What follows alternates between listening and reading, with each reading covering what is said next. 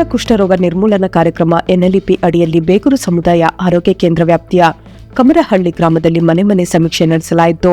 ತಾಲೂಕು ಆರೋಗ್ಯಾಧಿಕಾರಿ ಡಾ ಅಲಿಂಪಾಷಾ ಬಿಆರ್ ಅವರ ಮಾರ್ಗದರ್ಶನದಲ್ಲಿ 5 ತಂಡಗಳು 265 ಮನೆಗಳಿಗೆ ಭೇಟಿ ನೀಡಿ 1080 ಜನರ ಆರೋಗ್ಯ ತಪಾಸಣೆ ನಡೆಸಿದರು. ಸಮೀಕ್ಷೆಯ ವೇಳೆ ಸಾರ್ವಜನಿಕರಿಗೆ ಕುಷ್ಠರೋಗದ ಲಕ್ಷಣಗಳು, ಆರಂಭಿಕ ಹಂತದಲ್ಲೇ ರೋಗ ಪತ್ತೆ ಮತ್ತು ಚಿಕಿತ್ಸೆಯ ಮಹತ್ವದ ಬಗ್ಗೆ ಅರಿವು ಮೂಡಿಸಲಾಯಿತು. ಕುಷ್ಠರೋಗಕ್ಕೆ ಸರ್ಕಾರಿ ಆಸ್ಪತ್ರೆಗಳಲ್ಲಿ ಉಚಿತವಾಗಿ ಬಹು ಔಷಧ ಚಿಕಿತ್ಸೆ ಲಭ್ಯವಿದ್ದು ಸಂಪೂರ್ಣ ಚಿಕಿತ್ಸೆ ಪಡೆಯುವುದರಿಂದ ರೋಗವನ್ನು ಗುಣಪಡಿಸಬಹುದಾಗಿದೆ ಎಂದು ಆರೋಗ್ಯಾಧಿಕಾರಿಗಳು ತಿಳಿಸಿದರು. ಕಾರ್ಯಕ್ರಮದಲ್ಲಿ ಸಮುದಾಯ ಆರೋಗ್ಯಾಧಿಕಾರಿಗಳಾದ ಸೋನಾ ರಾಘವೇಂದ್ರ, ಸೌಭಾಗ್ಯ ಹಾಗೂ ಬೇಗೂರು ವ್ಯಾಪ್ತಿಯ ಆಶಾ ಕಾರ್ಯಕರ್ತೆಯರು ಭಾಗವಹಿಸಿ ಸಮೀಕ್ಷೆಯನ್ನ ಯಶಸ್ವಿಯಾಗಿ ನಡೆಸಿದರು. ತಾಳ್ಪುರ ಗ್ರಾಮದ ಹೊರವಲಯದಲ್ಲಿ ಅಕ್ರಮವಾಗಿ ಅಂದರ್ ಬಾಹರ್ ಇಸ್ಪಿಟ್ ಜೂಜಾಟ ನಡೆಸುತ್ತಿದ್ದವರ ಮೇಲೆ ಗುಂಡ್ಲುಪೇಟೆ ಪೊಲೀಸರು ದಾಳಿ ನಡೆಸಿ 8 ಮಂದಿಯನ್ನು ವಶಕ್ಕೆ ಪಡೆದಿದ್ದಾರೆ. ಜುಲೈ 28ರಂದು ಗುಂಡ್ಲುಪೇಟೆ ಪೊಲೀಸ್ ಠಾಣೆಯ ಆರಕ್ಷಕ ನಿರೀಕ್ಷಕ ಎನ್ ಜಯಕುಮಾರ್ ಅವರಿಗೆ ಬಂದ ಖಚಿತ ಮಾಹಿತಿ ಮೇರೆಗೆ ಸಿಬ್ಬಂದಿಯೊಂದಿಗೆ ದಾಳಿ ನಡೆಸಲಾಗಿತ್ತು. ಈ ವೇಳೆ ಜೂಜಾಟದಲ್ಲಿ ತೊಡಗಿದ್ದ ಚಿಕ್ಕಶೆಟ್ಟಿ ಕಿರಣ್ ಮಹೇಶ್, ಪುಟ್ಟರಂಗ ಶೆಟ್ಟಿ, ಚನ್ನಶೆಟ್ಟಿ, ಮತ್ತೋರ್ವ ಚಿಕ್ಕಶೆಟ್ಟಿ ಮಹದೇವ್ ಶೆಟ್ಟಿ ಹಾಗೂ ಮಂಜು ಅವರನ್ನು ವಶಕ್ಕೆ ಪಡೆಯಲಾಗಿದೆ. ಸ್ಥಳದಿಂದ ಜೂಜಾಟಕ್ಕೆ ಪಣವಾಗಿ ಬಳಸಿದ್ದ 23,200 ರು ನಗದನ್ನು ಪೊಲೀಸರು ಜಪ್ತಿ ಮಾಡಿದ್ದಾರೆ. ಈ ಸಂಬಂಧ ಗುಂಡ್ಲುಪೇಟೆ ಪೊಲೀಸ್ ಠಾಣೆಯಲ್ಲಿ ಪ್ರಕರಣ ದಾಖಲಾಗಿದೆ. ಗುಂಡ್ಲುಪೇಟೆ ಪಟ್ಟಣದ ಜೇಸಸ್ ಕಲ್ಯಾಣ ಮಂಟಪದಲ್ಲಿ ಆದಿ ಜಗದ್ಗುರು ಶ್ರೀ ಶಿವರಾತ್ರೀಶ್ವರ ಶಿವಯೋಗಿಗಳವರ 1067ನೇ ಜಯಂತಿ ಮಹೋತ್ಸವದ ಪೂರ್ವಭಾವಿ ಸಭೆ ನಡೆಯಿತು.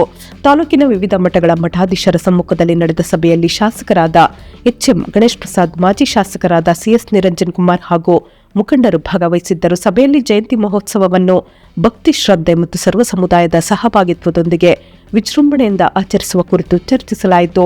ಈ ವೇಳೆ ಶಾಸಕರಾದ ಎಚ್ಎಂ ಗಣೇಶ್ ಪ್ರಸಾದ್ ಮಾತನಾಡಿ, ಸಮಾಜದಲ್ಲಿ ಐಕ್ಯತೆ, ಧಾರ್ಮಿಕ ಮೌಲ್ಯಗಳು ಮತ್ತು ಸಂಸ್ಕೃತಿಯನ್ನು ಉಳಿಸಿ ಬೆಳೆಸಲು ಎಲ್ಲರೂ ಕೈಜೋಡಿಸಬೇಕು ಎಂದು ಕರೆ ನೀಡಿದರು. ಎಲ್ಲ ಶುಭ ಸಮಾರಂಭಗಳಿಗೆ ಶುದ್ಧ ಹಾಗೂ ಸುರಕ್ಷಿತ ಬಿಸ್ಲೆರಿ ಕುಡಿಯುವ ನೀರು ರಿಯಾಯಿತಿ ದರದಲ್ಲಿ ಲಭ್ಯ. ಹಿಂದೆ ಸಂಪರ್ಕಿಸಿ. ಕಳ್ಳ ಸಾಗಣೆ ವಿರೋಧಿ ದಿನದ ಅಂಗವಾಗಿ ಗುಂಡ್ಲುಪೇಟೆಯ ನಿರ್ಮಲಾ ಕಾನ್ವೆಂಟ್ ಆಂಗ್ಲ ಮಾಧ್ಯಮ ಶಾಲೆ ವತಿಯಿಂದ ಜಾಗೃತಿ ಕಾರ್ಯಕ್ರಮ ಹಾಗೂ ಜಾಥಾ ಆಯೋಜಿಸಲಾಗಿತ್ತು. ಶಾಲೆಯ ವ್ಯವಸ್ಥಾಪಕಿ ಸಿಸ್ಟರ್ ಕೋಸಿಸ್ ಮತ್ತು ಶಿಕ್ಷಕ ಮಂಜುನಾಥ್ ಅವರು ವಿದ್ಯಾರ್ಥಿಗಳಿಗೆ ಮಾನವ ಕಳ್ಳ ಸಾಗಣೆಯ ದುಷ್ಪರಿಣಾಮಗಳ ಕುರಿತು ಮಾಹಿತಿ ನೀಡಿದರು. ಬಳಿಕ ವಿದ್ಯಾರ್ಥಿಗಳು ಪಟ್ಟಣದ ಪ್ರಮುಖ ಬೀದಿಗಳಲ್ಲಿ ಜಾಗೃತಿ ಜಾಥಾ ನಡೆಸಿ ಸಾರ್ವಜನಿಕರಲ್ಲಿ ಅರಿವು ಮೂಡಿಸಿದರು. ಕಾರ್ಯಕ್ರಮದಲ್ಲಿ ಆಂಗ್ಲ ಮತ್ತು ಕನ್ನಡ ಮಾಧ್ಯಮ ಮುಖ್ಯ ಶಿಕ್ಷಕಿಯರು, ನಿರ್ಮಲಾ ಸೇವಾ ಕೇಂದ್ರದ ಮುಖ್ಯಸ್ಥೆ ಸಿಸ್ಟರ್ ಹೆಲೆನ್ ಮತ್ತು ಶಾಲೆಯ ಶಿಕ್ಷಕರು ಹಾಗೂ ಸಿಬ್ಬಂದಿ ಭಾಗವಹಿಸಿದ್ದರು. ಪುರಸಭಾ ಮುಖ್ಯಾಧಿಕಾರಿ ಸರವಣ ಹಾಗೂ ಪೊಲೀಸ್ ಇಲಾಖೆಯ ಅಧಿಕಾರಿಗಳು ಜಾಗೃತಿ ಕಾರ್ಯಕ್ರಮಕ್ಕೆ ಸಹಕಾರ ನೀಡಿ ಕಾರ್ಯಕ್ರಮವನ್ನು ಪ್ರಶಂಸಿಸಿದರು. ಗ್ರಾಮ ಪಂಚಾಯಿತಿ ಶ್ರೀ ಮಹಾಲಕ್ಷ್ಮಿ ಸಂಜೀವಿನಿ ಗ್ರಾಮ ಮಟ್ಟದ ಒಕ್ಕೂಟದ ವಾರ್ಷಿಕ ಮಹಾಸಭೆ ನಡೆಯಿತು. ಒಕ್ಕೂಟದ ಅಧ್ಯಕ್ಷರು ಪಂಚಾಯಿತಿ ಅಭಿವೃದ್ಧಿ ಅಧಿಕಾರಿ ಪ್ರಸಾದ್, ತಾಲೂಕು ವ್ಯವಸ್ಥಾಪಕ ಕೃಷಿಯೇತರ ಶಶಿಕುಮಾರ್ ಕೆಜಿ ಹಾಗೂ ಪದಾಧಿಕಾರಿಗಳು ಸಭೆಯನ್ನು ಉದ್ಘಾಟಿಸಿದರು. ಮಹಿಳಾ ಸ್ವಸಹಾಯ ಸಂಘದ ಸದಸ್ಯರು, ಗ್ರಾಮ ಪಂಚಾಯಿತಿ ಸಿಬ್ಬಂದಿ ಹಾಗೂ ಜಿಪಿಎಲ್ಎಫ್ ಸಿಬ್ಬಂದಿ ಭಾಗವಹಿಸಿದ್ದರು. ಸಭೆಯಲ್ಲಿ ಕಳೆದ ಸಾಲಿನ ವಾರ್ಷಿಕ ವರದಿ, 2025-26ನೇ ಸಾಲಿನ ವಾರ್ಷಿಕ ವರದಿ, ಶಾಸನಬದ್ಧ ಲೆಕ್ಕ ಪರಿಶೋಧನೆ ವರದಿ ಮಂಡಿಸಿ ಅನುಮೋದಿಸಲಾಯಿತು. ಜೊತೆಗೆ ಘನತ್ಯಾಜ್ಯ ವಿಲೇವಾರಿ, ಸಮುದಾಯ ಬಂಡವಾಳ ನಿಧಿಯಿಂದ ಕೃಷಿ ಹಾಗೂ ಕೃಷಿಯೇತರ ಚಟುವಟಿಕೆಗಳು, ಕಿರು ಆಹಾರ ಉತ್ಪನ್ನಗಳಿಗೆ ಬ್ರಾಂಡಿಂಗ್, ಲೇಬಲಿಂಗ್, FSSAI ನೋಂದಣಿ ಹಾಗೂ ವಿವಿಧ ಸರ್ಕಾರಿ ಯೋಜನೆಗಳ ಕುರಿತು ಮಾಹಿತಿ ನೀಡಲಾಯಿತು. ಸಭೆಯಲ್ಲಿ ಒಕ್ಕೂಟದ ಅಭಿವೃದ್ಧಿ ಹಾಗೂ ಮಹಿಳಾ ಸ್ವಸಹಾಯ ಸಂಘಗಳ ಸಬಲೀಕರಣಕ್ಕೆ ಸಂಬಂಧಿಸಿದ ವಿವಿಧ ವಿಷಯಗಳ ಕುರಿತು ಚರ್ಚೆ ನಡೆಸಲಾಯಿತು. ಬಂಡೀಪುರ ವನ್ಯಜೀವಿ ಸಫಾರಿ ದರವನ್ನು ಹೆಚ್ಚಿಸಿರುವ ರಾಜ್ಯ ಸರ್ಕಾರದ ನಿರ್ಧಾರಕ್ಕೆ ಕರ್ನಾಟಕ ರಾಜ್ಯ ರೈತ ಸಂಘ ಹಾಗೂ ಹಸಿರು ಸೇನೆ ಸಂಘಟನೆಯ ಮುಖಂಡರು ತೀವ್ರ ಆಕ್ಷೇಪ ವ್ಯಕ್ತಪಡಿಸಿದ್ದಾರೆ. ರೈತ ಮುಖಂಡರು ಮಾತನಾಡಿ, ಸಫಾರಿ ದರವನ್ನು ಹೆಚ್ಚಿಸುವ ಬದಲು ಕಡಿಮೆ ಮಾಡಬೇಕಿತ್ತು. ದರ ಹೆಚ್ಚಳದಿಂದ ಮಧ್ಯಮ ವರ್ಗದವರು ಹಾಗೂ ಸಾಮಾನ್ಯ ಜನರಿಗೆ ಪ್ರಕೃತಿ ಮತ್ತು ವನ್ಯಜೀವಿ ವೀಕ್ಷಣೆ ದುಬಾರಿಯಾಗಲಿದೆ. ಸರ್ಕಾರ ಈ ನಿರ್ಧಾರವನ್ನು ಮರುಪರಿಶೀಲಿಸಿ ದರ ಏರಿಕೆಯನ್ನು ಹಿಂಪಡೆಯಬೇಕು, ಇಲ್ಲವಾದರೆ ಹೋರಾಟ ನಡೆಸುವುದಾಗಿ ಎಚ್ಚರಿಕೆ ನೀಡಿದ್ದಾರೆ. ರೈತ ಯುವ ಮುಖಂಡರಾದ ರಾಜ್ ಹಾಗೂ ಶಶಿ ಮಾತನಾಡಿ, ಸಫಾರಿ ದರ ಹೆಚ್ಚಿಸುವ ಬದಲು ಸಫಾರಿಯನ್ನೇ ಸ್ಥಗಿತಗೊಳಿಸಬೇಕು. ಸಫಾರಿಯಿಂದ ರೈತರು, ಮಾನವ ವನ್ಯಜೀವಿ ಸಂಘರ್ಷ ಸೇರಿದಂತೆ ಹಲವು ಸಮಸ್ಯೆಗಳನ್ನು ಎದುರಿಸುತ್ತಿದ್ದಾರೆ ಎಂದು ಆರೋಪಿಸಿದ್ದಾರೆ.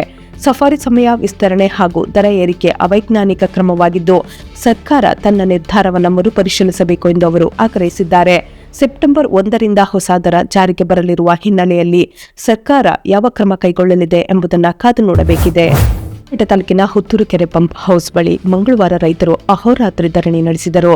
3ನೇ ಹಂತದ ಕೆರೆಗಳಿಗೆ ಕೂಡಲೇ ನೀರು ಹರಿಸಬೇಕು ಎಂದು ಒತ್ತಾಯಿಸಿ ಪ್ರತಿಭಟನೆ ನಡೆಸಲಾಯಿತು. ಕಾವೇರಿ ನೀರಾವರಿ ನಿಗಮದ ವಿರುದ್ಧ ಆಕ್ರೋಶ ವ್ಯಕ್ತಪಡಿಸಿದ ರೈತರು, ನಿಯಮದ ಪ್ರಕಾರ ಮೊದಲು 3ನೇ ಹಂತದ ಕೆರೆಗಳಿಗೆ ನೀರು ಬಿಡಬೇಕು, ಆದರೆ ಅಧಿಕಾರಿಗಳು ರಾಜಕೀಯ ಒತ್ತಡಕ್ಕೆ ಮಣಿದು 4ನೇ ಹಂತಕ್ಕೆ ನೀರು ಬಿಡುತ್ತಿದ್ದಾರೆ ಎಂದು ಆರೋಪಿಸಿದ್ದಾರೆ. ಈ ವೇಳೆ 4ನೇ ಹಂತಕ್ಕೆ ನೀರು ಹರಿಸುತ್ತಿದ್ದ ಮೋಟಾರ್ ಅನ್ನು ನಿಲ್ಲಿಸಿದರು. ಈಗಾಗಲೇ ನಮ್ಮ ಭಾಗದ ಕೆರೆಗಳು ಬತ್ತಿ ಹೋಗಿವೆ, ಬೆಳೆಗಳು ಒಣಗುತ್ತಿವೆ, ಕುಡಿಯುವ ನೀರಿಗೂ ಜಾನುವಾರುಗಳ ಮೇವಿಗೂ ತೊಂದರೆಯಾಗಿದೆ. ಸರ್ಕಾರ ನಮ್ಮನ್ನ ನಿರ್ಲಕ್ಷಿಸುತ್ತಿದೆ ಎಂದು ರೈತರು ಬೇಸರ ವ್ಯಕ್ತಪಡಿಸಿದ್ದಾರೆ. ಸ್ಥಳಕ್ಕೆ ಬಂದ ನಿಗಮದ ಎಡಬ್ಲ್ಯೂ ಮಹೇಶ್ ಅವರು ಸದ್ಯ 4ನೇ ಹಂತಕ್ಕೆ ನೀರು ಹರಿಸುತ್ತಿರುವುದರಿಂದ 3ನೇ ಹಂತಕ್ಕೆ ಬಿಡಲು ಆಗಿಲ್ಲ. 30 ದಿನ ಸಮಯ ಕೊಡಿ, ಆಮೇಲೆ ನೀರು ಬಿಡುತ್ತೇವೆ ಎಂದು ತಿಳಿಸಿದ್ದಾರೆ. ಆದರೆ ಇದಕ್ಕೆ ಒಪ್ಪದ ರೈತರು ಈಗಲೇ ನೀರು ಬಿಡಬೇಕು, ಇಲ್ಲದಿದ್ದರೆ ಹೋರಾಟ ಇನ್ನೂ ದೊಡ್ಡದಾಗುತ್ತದೆ ಎಂದು ಎಚ್ಚರಿಕೆ ನೀಡಿ ಧರಣಿ ಮುಂದುವರಿಸಿದರು. ಈ ಪ್ರತಿಭಟನೆಯಲ್ಲಿ ರೈತ ಮುಖಂಡರಾದ ಮಹೇಶ್, ಮಂಜು, ಪುಟ್ಟಣ, ಗುರುಸಿದ್ದಪ್ಪ, ಚೆಲುವರಾಜ್, ಶಿವಶಂಕರಪ್ಪ ಸೇರಿದಂತೆ ಕಿಲ್ಗೆರೆ, ಮಾದಲ್ವಾಡಿ, ಯಾನಂಗ್ನಳ್ಳಿ, ನರಸಮಂಗಲ, ಕೊತ್ತಲ್ವಾಡಿ, ನಿಜಲಿಂಗಪುರ, ಅಮುಚ್ವಾಡಿ, ಲಕ್ಷ್ಮೀಪುರ, ಸಾಣೆಗಾಲ, ಬೊಕ್ಕೆಪುರ ಗ್ರಾಮಗಳ ರೈತರು ಭಾಗವಹಿಸಿದ್ದರು.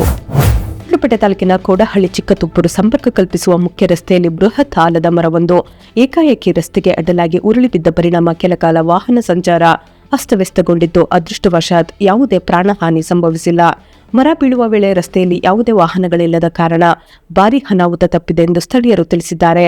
ಘಟನೆಯ ಕುರಿತು ಸ್ಥಳೀಯರು, ತಾಲೂಕು ಆಡಳಿತ ಮತ್ತು ಸಂಬಂಧಪಟ್ಟ ಅಧಿಕಾರಿಗಳು ಕೂಡಲೇ ಸ್ಥಳಕ್ಕೆ ಭೇಟಿ ನೀಡಿ ಮರವನ್ನು ತೆರವುಗೊಳಿಸಿ ಸಂಚಾರಕ್ಕೆ ಅನುವು ಮಾಡಿಕೊಡಬೇಕು ಎಂದು ಸ್ಥಳೀಯರು ಆಗ್ರಹಿಸಿದ್ದರು.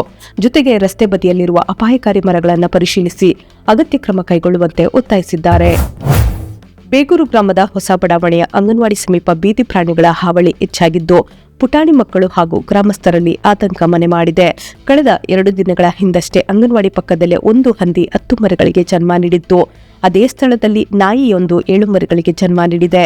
ಇದರಿಂದ ಅಂಗನವಾಡಿಗೆ ಬರುವ ಮಕ್ಕಳಿಗೆ ಮತ್ತು ಸಾರ್ವಜನಿಕರಿಗೆ ತೊಂದರೆಯಾಗುತ್ತಿದ್ದು, ರೋಗ ರುಜಿನ ಹರಡುವ ಭೀತಿ ಎದುರಾಗಿದೆ ಎಂದು ಗ್ರಾಮಸ್ಥರು ದೂರಿದ್ದಾರೆ. ಈ ಕೂಡಲೇ ಗ್ರಾಮ ಪಂಚಾಯಿತಿ ಪಿಡಿಒ ಮತ್ತು ಜನಪ್ರತಿನಿಧಿಗಳು ಸ್ಥಳಕ್ಕೆ ಭೇಟಿ ನೀಡಿ ಸಮಸ್ಯೆಯನ್ನ ಬಗೆಹರಿಸಬೇಕು. ಹಂದಿಗಳನ್ನು ಸಾಕಿದವರು ತಮ್ಮ ಜಾಗಕ್ಕೆ ಕೊಂಡೊಯ್ಯಬೇಕು, ಇಲ್ಲವಾದರೆ ಪೋಷಕರು ತಮ್ಮ ಮಕ್ಕಳನ್ನ ಅಂಗನವಾಡಿಗೆ ಕಳುಹಿಸುವುದಿಲ್ಲ ಎಂದು ಎಚ್ಚರಿಕೆ ನೀಡಿದ್ದಾರೆ. ಈ ಕುರಿತು ಗ್ರಾಮ ಪಂಚಾಯಿತಿ ಗಮನ ಹರಿಸಿ ಶೀಘ್ರ ಕ್ರಮ ಕೈಗೊಳ್ಳಬೇಕು ಎಂದು ಬೇಗೂರು ರೈತ ಸಂಘದ ಅಧ್ಯಕ್ಷ ಬಿಎಂ ಮರಿಶೆಟ್ಟಿ ಒತ್ತಾಯಿಸಿದ್ದಾರೆ. ಸೊ ಫ್ರೆಂಡ್ಸ್, ಇದಾಗಿತ್ತು ಇವತ್ತಿನ ನ್ಯೂಸ್. ನಿಮಗೆ ಈ ಹೊಸ ಪ್ರಯತ್ನ ಇಷ್ಟವಾದಲ್ಲಿ ಕೂಡಲೇ ನಮ್ಮ ಚಾನೆಲ್ ಅನ್ನು ಲೈಕ್ ಮಾಡಿ, ಶೇರ್ ಮಾಡಿ, ಸಬ್ಸ್ಕ್ರೈಬ್ ಮಾಡಿ.